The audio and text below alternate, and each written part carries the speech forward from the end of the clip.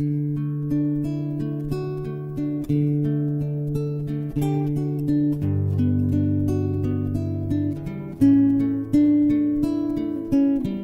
noite, queridos amigos em Cristo, votos de muita paz, de muita alegria. Estamos no mês de dezembro de 2020, um mês muito especial, né, em que o mundo inteiro pensa em Jesus com mais carinho, com mais atenção. E nós temos que recordar Jesus. Sempre temos que recordar Jesus. Nós nunca esquecermos disso. Recordar Jesus é pensar nele, é sentir, é fazer uma autoanálise, verificar como nós estamos como seus seguidores, né? E como que a gente tem colocado o evangelho que ele tanto nos ensina dentro dos nossos corações. Porque nós somos cooperadores de Deus. Vós sois lavoura de Deus e edifício de Deus. É uma frase de Paulo em 1 Coríntios, capítulo 3, versículo 9. Nós somos a lavoura de Deus e o edifício de Deus. Então, para iniciarmos a nossa reflexão da noite de hoje, nós vamos recorrer a uma pequena história do iluminado espírito Meimei, chamado O Leiteiro Cristão. Dona Moema, nossa vizinha, e eu notamos que o leiteiro Calimério, de um dia para o outro, modificou para melhor o produto que nos vendia. Fizera-se o leite excelente. E Dona Moema, com mais 2 filhinhos de berço, foi a primeira a assinalar a transformação. Informou-me que as crianças mostravam-se tão melhoradas e tão robustas que me convidava a apelarmos juntas para ele, a fim de que a situação fosse mantida no mesmo nível, com a mesma qualidade. Concordei e abordamos o leiteiro na manhã seguinte. Calimério, que houve com o leite agora tão apetitoso? Dona Moema, replicou o nosso entrevistado, para que eu não mude de intenção e procedimento, notifico a senhora que no mês passado comecei a frequentar uma aula de evangelho e compreendi que a ninguém mais deveria enganar. E colocando o olhar ansioso em nós duas, como quem rogava a nossa aprovação, ajuntou. Confesso às senhoras que até no mês passado sempre misturei água no leite para aumentar o meu rendimento. Mas desde que conheci as lições de Jesus, já não mais posso agir assim. Peço-lhes que me perdoem. Observemos com essa pequena história que o cristão é aquele que procura não prejudicar a ninguém e, consequentemente, nem a si mesmo, porque ele já conhece a lei de Deus. Em tarefa do amor, resume-se em servir. Então, desde agora, desde sempre, nós devemos nos unirmos e começarmos a podar os nossos desenganos. Muitos queixam que se desanimam, outros desaprovam, outros desconhecem os caminhos do Senhor. Mas, se nós que já recebemos a boa nova, a lâmpada está acesa na nossa jornada. Somos compulsoriamente considerados colaboradores do ministério de Jesus, competindo-nos a sementeira e a construção dele em todas as criaturas que nos partiram a estrada. Avança na tarefa que te foi confiada e não temas. Aquilo que o homem semear, ele também colherá. Então, está em nossas mãos a decisão. O que nós queremos semear? O que nós queremos colher? É muito simples. As noções de espiritualidade e eternidade são tão profundas e tão simples. Mas o nosso ego, as nossas razões, as nossas justificativas complicam tudo na nossa mente. Faz uma confusão extraordinária. Mas quando nós procuramos pegar o espírito da letra e que Jesus veio para nos ensinar como viver no nosso dia a dia, como a história do nosso leiteiro cristão. Ele parou de enganar os seus clientes. Ele começou a servir. Ele ganhava o seu sustento, o seu lucro, mas também procurava servir em nome de Deus. Então, outra história também pode ilustrar esse conceito nosso de semear e colher com Cristo, que é uma história do nosso querido Chico Xavier. Então, quando ele ia à feira, ia comprar tomates, ele normalmente escolhia um tomate bom e um tomate ruim. E o feirante ficava encucado com aquela mania do Chico Xavier. E lhe perguntou por que ele agia daquela maneira. O Chico respondeu que se escolhesse só os bons, o próximo que chegasse não teria tomates de boa qualidade para levar. Por isso ele sempre levava alguns ruinzinhos. Observemos aí o conceito de cristianismo presente num pequeno ato da vida. Eu paro de pensar somente em mim para pensar no outro. Eu me colocar no lugar do outro. É algo tão simples, tão significativo. Não preciso da aprovação de ninguém, não precisa ninguém me dar tapinhas nas costas, porque nós sabemos que é isso que Jesus espera de nós. É aquilo que está ao nosso alcance. E é no dia a dia que demonstramos nosso patamar evolutivo, nosso empenho por sermos uma pessoa melhor, mais compromissada com o bem, vivendo as frivolidades do cotidiano, mas sem perder a consciência de que somos espíritos imortais ascendendo a própria luz.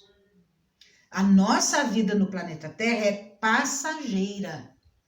Nós temos que ter o conceito de imortalidade bem real dentro de nós. Estamos de passagem. Tudo aqui um dia será de outro. Será passado para outras mãos. Tudo isso aqui é empréstimo. O que eu vou levar para a vida verdadeira? Aquilo que eu fizer nesta vida. Aquilo que eu colocar em prática, aquilo que eu sentir realmente. O bem, ele tem que predominar em nossas atitudes. Temos que evitar os altos e baixos da emoção, procurando ser mais estáveis na alegria e no bem. Eis o nosso desafio. Nós somos muito impulsivos, nós nos reagimos com muita facilidade. Por isso, o autoconhecimento. Por isso, a autocaridade, a autoeducação. Né? Observar a nós mesmos e não os outros. Que os outros possam nos servir de referência para agirmos melhor. Mas é igual a história do homem de bem, que nos fala tão bem Allan Kardec, no Evangelho segundo o Espiritismo. Ele é mais exigente com ele mesmo do que com o próximo. Com o próximo ele é muito misericordioso. Nós ainda temos muita dificuldade para esse tipo de atitude. Mas nós temos que começar. Nós temos que insistir. Nós temos que perseverar. Essa é a palavra. Perseverar sempre, desistir nunca. Porque reconhece-se o cristão pelas suas obras. O cristão só é reconhecido pelas suas atitudes. Não existe outra. Disse-nos Jesus, uma árvore boa não pode dar maus frutos, nem uma árvore má pode dar bons frutos. Toda árvore que não der bons frutos será cortada e lançada ao fogo, isto é, no fogo das consequências, da sua improdutividade, da sua imperfeição. É aquela pessoa que passa pela vida sem realização nenhuma. Ela pode realizar até coisas materiais, mas sem sustento, sem conteúdo espiritual. Apenas ela passa pela vida. Então nós aprendemos com Jesus que o mais corajoso não é o mais valente, mas aquele que mais ame até mesmo aos seus adversários. Olha o nosso desafio aí. amar aqueles que não gostam de nós. Amar aqueles que nos criticam, que nos julgam, que não nos toleram, que não nos aceitam. Esse é o antídoto do bem e da felicidade real. Jesus tinha adversários na época dele, mas ele os amava a tal ponto que se deixou ser crucificado. Pai, perdoai-os, porque não sabem o que fazem. Então percebemos aí que nós somos convidados a esse tipo de sacrifício. O sacrifício do bem, o sacrifício do ego, do orgulho. E vamos tocar adiante, vamos ter a coragem. Coragem é firmeza, é energia frente aos problemas que nos desafiam. E como os maiores problemas para o cristão se encontram sempre no campo do espírito, tenhamos sempre a coragem de enfrentar as dificuldades do caminho com vistas à nossa melhoria e edificação espiritual. Coragem.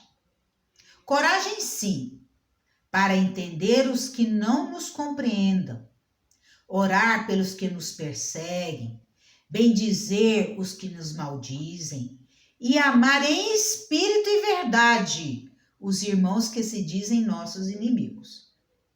Como disse o nosso irmão Divaldo, se alguém não nos ama, o problema é dele. Se a gente não ama, o problema já é nosso. Então essa é a questão. Vamos tocar adiante. Lamentável saber que o outro não gosta da gente. E aqui é amar em espírito e vida. Não é abraçar, beijar, ficar grudado no outro. Isso não é amor. Amar é sentir, é sentimento, é vibração. É pensar no outro com carinho.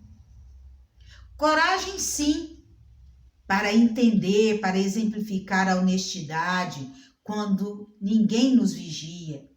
Defender o irmão ausente quando vítima de uma injúria. Praticar a caridade quando o mundo nos conclama ao comodismo.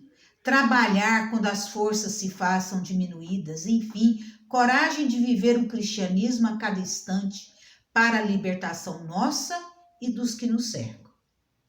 Esperar dos outros que nos compreendam, esperar dos outros que nos entendam é perda de tempo.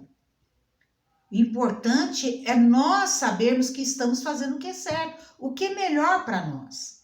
É darmos conta de nós mesmos. Eis a questão. Então, na atualidade, há um grupo considerável de pessoas que ainda não descobriu o verdadeiro sentido da vida. E, por consequência, vive por viver, sem qualquer meta moral. E uns buscando incessantemente o prazer e o gozo. E na atualidade nós estamos vendo que a pandemia está fazendo a gente refletir sobre isso. Né? Refletir qual é o significado da vida. Né? Que esse tempo que eu estou na Terra, o que eu estou fazendo dele? As pessoas que nós amamos, estamos cuidando bem delas?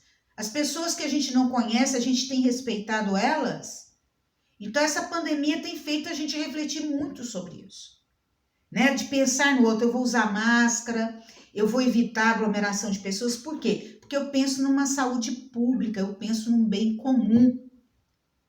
Não é? Vamos colaborar com as leis humanas, vamos colaborar com as autoridades, que cada um fazendo a sua parte, isso logo passará. Se a vacina vier, que bênção, que misericórdia divina. Foram homens de ciência que trabalharam, que estão servindo a humanidade. E a gente nem sabe o nome deles. Mas eles estão lá nos laboratórios. Passando dia e noite, trabalhando para ver se consegue uma vacina. E isso não é o bem comum? Esses homens, essas mulheres, esses pesquisadores da área da saúde não estão servindo a humanidade? E nós, o que nós estamos fazendo para servir a humanidade? Nós vamos tomar vacina direitinho, nós vamos evitar aglomeração, nós vamos usar máscara devidamente, porque nós temos que fazer a nossa parte na obra do Senhor. Então, Joana de Ângeles também nos adverte de que a atitude é a nossa radiografia moral. Eu adorei essa imagem. Radiografia moral.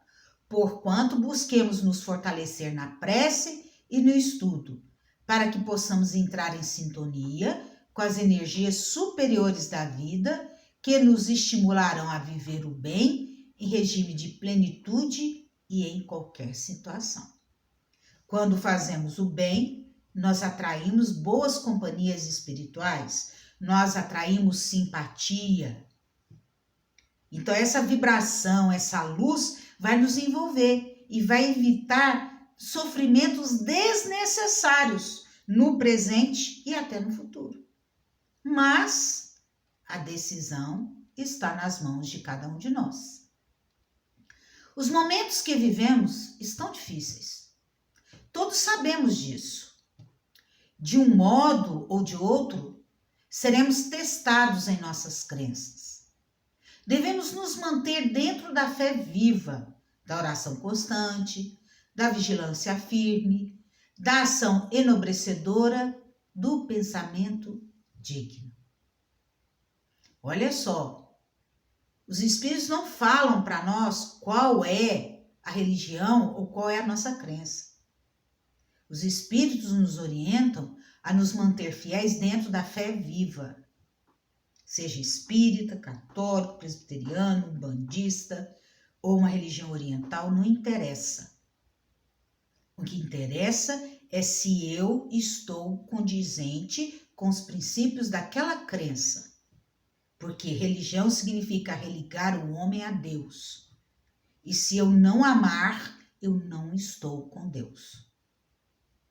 No nosso caso de cristãos, né? Mais de 2000 anos após a passagem do Mestre Jesus na Terra, enfim somos chamados a arar e a regar com mais intensidade os ensinamentos do Evangelho na lavoura de nossos corações.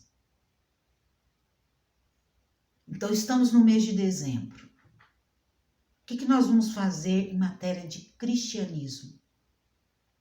Como que nós vamos comemorar a vinda do Senhor? Que comemoração deve ser essa?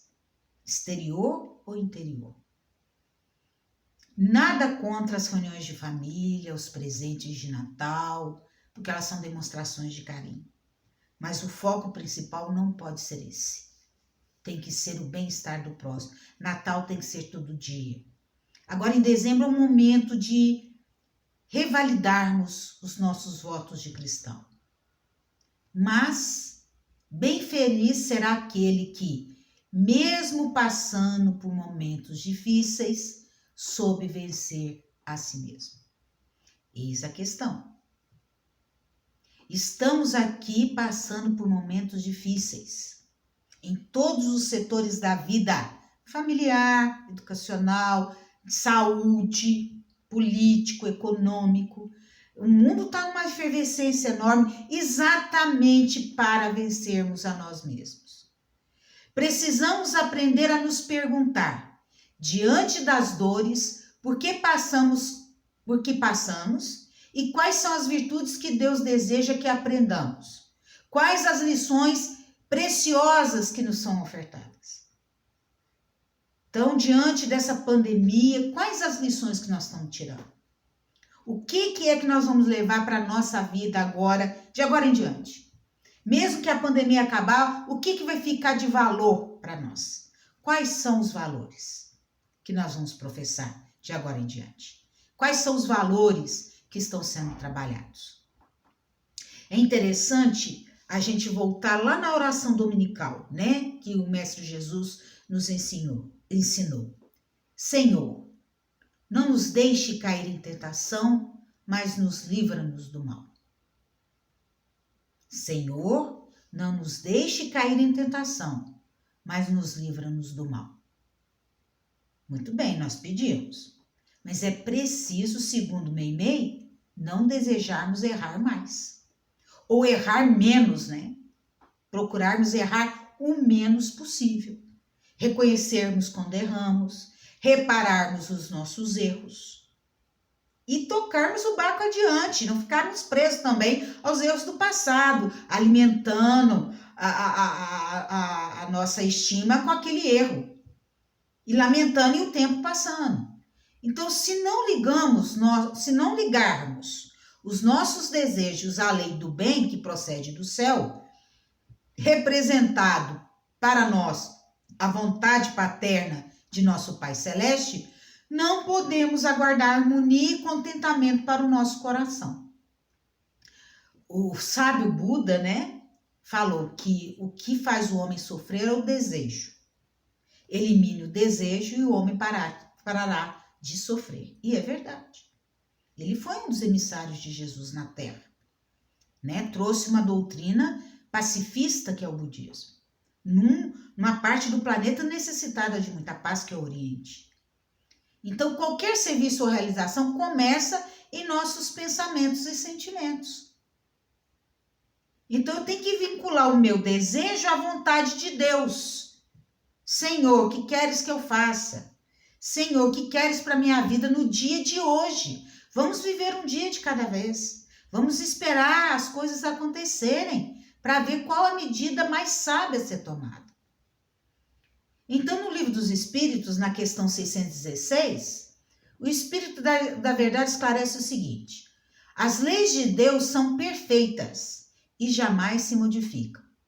Deus não se engana. Os homens é que são obrigados a modificar as suas leis por serem imperfeitas, mas as leis de Deus são perfeitas. A harmonia que rege o universo material e o universo moral se baseia em leis estabelecidas por Deus desde toda a eternidade. Então, Deus é onipresente, onisciente, perfeito, justo e bom. As atribuições de Deus, que Allan Kardec trabalha muito bem no livro Gênesis. E no Evangelho segundo o Espiritismo, Allan Kardec coloca que o Cristo, nosso Mestre Jesus, foi o iniciador da mais pura moral, da mais sublime, que é a moral evangélico-cristã, que há de renovar o mundo, aproximar os homens e torná-los irmãos. Aí que está o nosso desafio, sermos irmãos uns dos outros, que há de fazer brotar de todos os corações humanos a caridade e o amor do próximo, e estabelecer entre os homens uma solidariedade comum, de uma moral, enfim, que há de transformar a terra, tornando-a morada de espíritos superiores. Por isso que nós estamos nesse período de transição. O planeta Terra está no período de transição.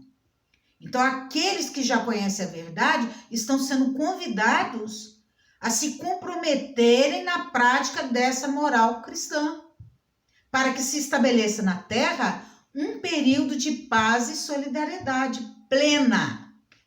É para isso que nós estamos sendo convidados. E por isso que precisa de muita coragem. Coragem para vencer a si mesmo. Seremos verdadeiramente felizes quando compreendermos que a lei de Deus é a única verdadeira para a felicidade do homem. Indica-lhe o que deve fazer ou não fazer, e ele só é infeliz porque dela se afasta.